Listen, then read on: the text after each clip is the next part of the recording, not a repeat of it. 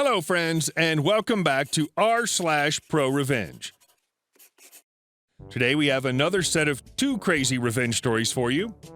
But before we start, if you're new here, don't forget to subscribe to the channel and turn on notifications so you don't miss a new video every single day. Here we go. The Rover of Revenge. So this happened a few years ago, but I'm still very proud of it. FYI, I'm in the UK, hence the correct use of language. Setting myself up to fail here, I know.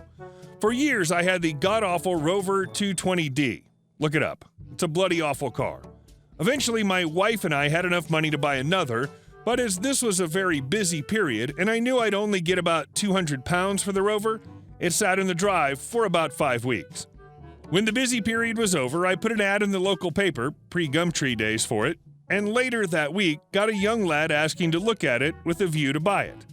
This was on a Friday night, and I was busy but agreed.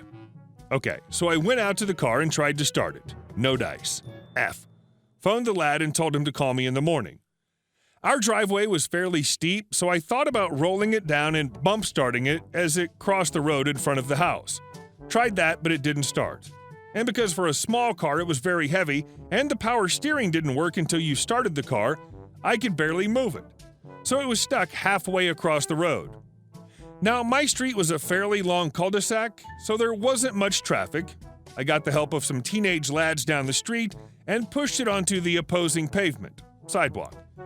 It was maybe 50% on and 50% off, and that meant that you could just about squeeze between the car and the wall of the house opposite. As I mentioned, I was busy, so I thought I'd leave it there. I'm breaking no laws after all, and in 8 years, I'd never seen a policeman come down this street. As I said, I was busy, so I left it there and shot off in the new car for about 30 to 40 minutes. When I returned and parked, I noticed something on the windshield. It was a police notice saying I was obstructing the highway, and as the tax had run out, it was illegally parked, and I had 24 hours to move it or it'd be towed. I rang the police and explained the situation, but they couldn't be less helpful. Just then, the teenagers walked up to me and explained that the neighbor 3 doors up on this side of the road had come out as soon as I left, made the call, then a few minutes later a police car had stopped at his house. He had a conversation with the copper, who then left a note on my car. Bastard. Now this neighbor, let's call him C-word Bullocks, was well known in the street for having a face like a slapped arse, and a missus who was possibly more miserable than him.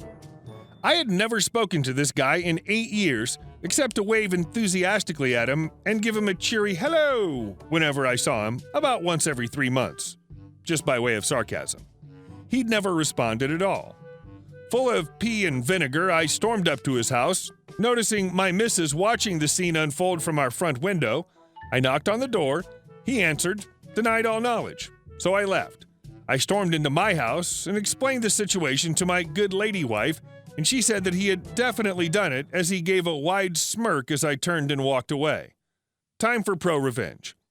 Now, I consider myself to be relatively clever, but I've got a dark streak, so I spoke to the neighbor with a flat drive opposite, and he agreed I could store the car there for a day or two.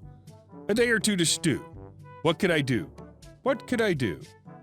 So 2 days later, I walked into the post office and bought car tax for the Rover for 6 months, 80 pounds. Then, when I knew him and his missus were at work, we pushed the car onto the road and up to the very edge of his driveway, so the corner of my car was to the millimeter in line with the entrance to his drive, meaning he could no longer just swing in but would have to do a 3-point turn in the narrow street. But I actually wasn't blocking his drive. And there, I simply left it. It took 2 days for the police to arrive at my door. They said they had a complaint. Oh yes, says I. I go out with them and confirm that the car is legally parked, taxed, and not breaking any laws. Satisfied, they leave. Next day, there's a knock on the door. It's C-word Bullocks. Move your car. Oh, good morning. How are you? Move your effing car. It's blocking my drive. No, I don't think it is, and neither did the officer. IDGAF. Move it. Well, I'm sorry, but I can't. It won't start, which is why I parked it on the pavement the other day. But it's taxed? Well, I couldn't move it, and I couldn't leave it on the neighbor's opposite drive, so you left me no choice but to tax it. Well, when are you going to move it? When it's fixed. When's that? Dunno. bit skint at the moment. Need to get some money together to do that, and the money I'd put aside I had to use to tax it. What? Yes, bit of a quandary, isn't it? Without another word, he stormed off. I decided to give it a week to move it to phase 2. Under the cover of darkness, I took the photograph my wife had taken of my bare butt one sunny day that I had blown up to A3 size on the work printer, on photo paper no less, and stuck it inside the passenger window, which meant every single time he looked out his front window, there was my bare butt staring back at him. The following day, the police were back. I had to remove the picture. They'd had a complaint. I asked if it was from C-word bullocks. They couldn't say. So the policeman and I went and stared at the picture of my bare butt. I asked what was wrong. He said it was obscene. I agreed. So I opened the car, took a small, round, luminous yellow sticker I had placed on the seat earlier, as I had an idea this would happen. I gently placed the sticker over the worst part of the picture, leaving the rest just as visible. I asked if this was better. The policeman agreed it was no longer obscene, but still asked if I could remove it. I stated I really couldn't, and the policeman left after thinking about it for a minute. I left that car there, unmoving, for 6 months, with my barely concealed butt pointing directly into his house. After 3 months, he slashed the tires. I said nothing. I did get one further visit from the police asking to move the car, as C-word bullocks had been calling the station. A lot. But I stood firm. Then, at approximately 11:30 p.m. on the final tax day, I could see C-word bullocks twitching his curtains, hand on his phone, ready to pounce. But my 4 friends and I were ready.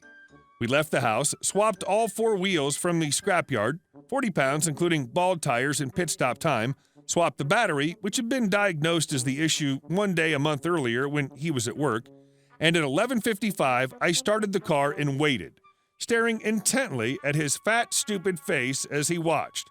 At 11:59, I reversed it down the road and parked it back in my drive. 2 days later, I sold it.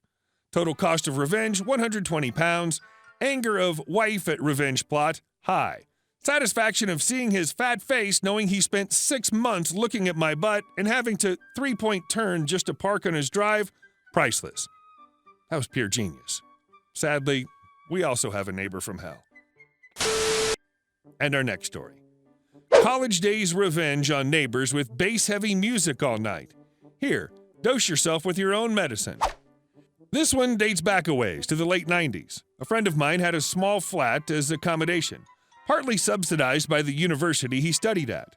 There were about 20 flats at this location, and they were built in pairs, so everyone shared a wall and roof with their neighbor.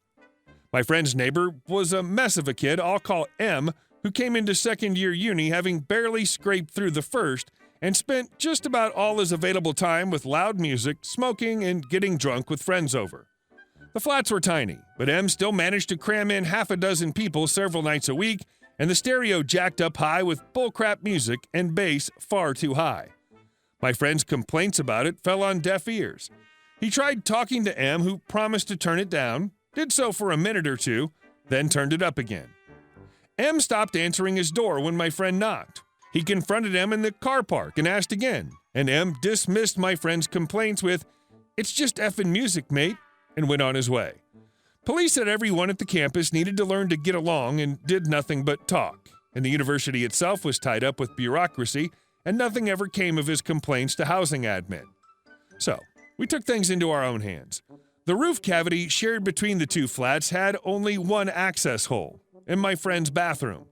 We dragged a subwoofer up there and hung it from the rafters over the top of the main room in M's flat and connected it to my friend's PC with a soundboard app of music with heavy bass. First time round, it worked a treat. We were careful not to go overboard in case M found what we were doing. M would turn the music up, we'd soundboard it with more music on top, and the stereo would go down again while he listened for what was making the extra noise. It gave a tiny bit of relief. M didn't stop with the music bullcrap, but knowing we could really annoy him back was a little victory. Then another of our friends suggested something absolutely genius. He helped rig up a microphone epoxied to the ceiling plaster in the cavity directly above M's stereo. The mic fed into the PC, which recorded the sound from M's house, applied a delay, and fed the bass back to the hidden subwoofer. Just a couple seconds did the trick to make the music unbearable. Whenever M turned his music up, the sub would kick in and play back a little of M's own music on loop, stop, then listen again for more. The first night we had it going was fine-tuning. The second was absolutely perfect. 1.5 seconds delay was killer. We sat in our friend's flat listening to M's stereo go up and down in the middle of one of his parties until he got so PO'd at it that he and his friends left and took the party elsewhere. 2 nights later, same thing. M had his music up and we let it run clean. Then as soon as more people arrived to his flat, on came the subwoofer and delay, and M had a temper tantrum we thought would end them all. A couple weeks later, M was home by himself and had the stereo up again for an afternoon trying to diagnose the problem, and with delay after delay after delay, he completely lost it. He had an epic temper tantrum to beat the last one, and screamed, broke furniture, and smashed up his own walls. One simple report to housing admin that he was physically damaging the place, and the bureaucratic cloud lifted. They came down on him, and he was kicked out. From start to finish, it took just over 4 weeks to get rid of him.